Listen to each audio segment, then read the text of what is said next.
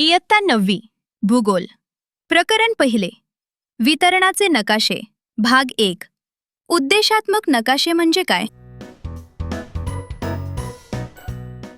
उद्देशात्मक नकाशे thematic maps म्हणजे काय हे पुढील प्रमाणे समजून घेता येईल.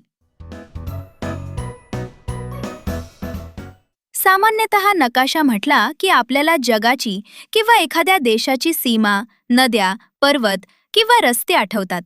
मात्र जेव्हा एखादा नकाशा विशिष्ट माहिती किंवा ठराविक विषयावर आधारित माहिती दर्शवण्यासाठी तयार केला जातो, तेव्हा त्याला उद्देशात्मक नकाशा म्हणतात.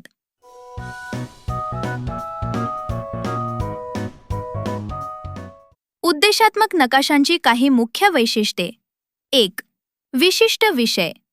हे नकाशे भौतिक घटकांपेक्षा जसे की रस्ते किंवा सीमारेषा एखाद्या विशिष्ट विषयावर अधिक भर देतात. उदाहरणार्थ लोकसंख्या वितरण, पर्जन्यमान, मृदा प्रकार, पिके किंवा खनिजे. 2. माहितीचे सादरीकर.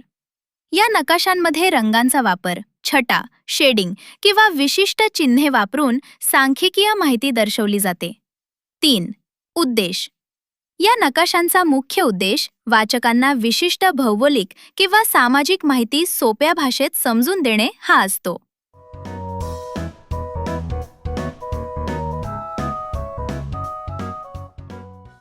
उद्देशात्मक नकाशांची काही उदाहरणे. लोकसंख्या वितरण नकाशा. कोणत्या भागात लोकसंख्या जास्त किंवा कमी आहे हे दर्शवणारा नकाशा. 2. हवामान किंवा पर्जन्यमान नकाशा. कोणत्या प्रदेशात किती पाऊस पडतो हे रंगांच्या छटांद्वारे दर्शवणे. 3. पीक उत्पादन नकाशा. कोणत्या भागात कोणते पीक घेतले जाते हे दर्शवणारा नकाशा. 4. खनिज वितरण नकाशा. जमिनीखाली कोणती खनिजे, उदाहरणार्थ कोळसा, लोखंड, कुठे सापडतात हे दर्शवणे. थोडक्यात सांगायचे तर भौगोलिक माहितीचे विश्लेषण करण्यासाठी आणि एखाद्या विशिष्ट विषयाचा कल समजून घेण्यासाठी उद्देशात्मक नकाशे अत्यंत महत्त्वाचे असतात.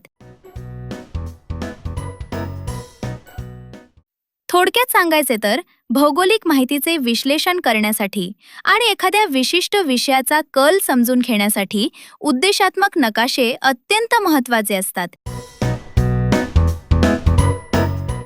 स्वाध्याय. प्रश्न 1. उद्देशात्मक नकाशे म्हणजे काय? प्रश्न 2. उद्देशात्मक नकाशांची काही मुख्य वैशिष्ट्ये लिहा. प्रश्न 3. उद्देशात्मक नकाशांची काही उदाहरणं द्या.